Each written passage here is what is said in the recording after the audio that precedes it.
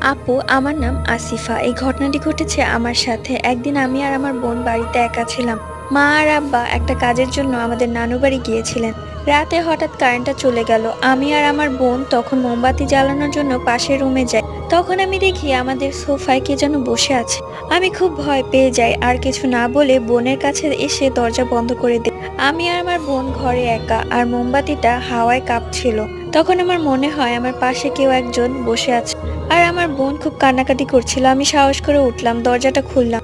তারপর আমি যা দেখলাম, একটা সাদা শাড়ি পরে আমাদের ফ্যানের উপর বসে আছে।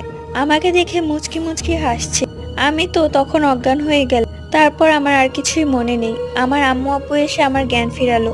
তারপর আমরা বাড়িওয়ালাকে ঘটনাটা বলি। উনি বলেন আমাদের এই রুমে একটা মহিলা থাক, আর একদিন উনি হঠাৎ করে অদৃশ্য হয়ে যান। তারপর থেকে ওনাকে আর পাওয়া যায়নি। আমরা এই ফ্ল্যাটটি চেঞ্জ করে ফেলি। So like, subscribe, bye bye.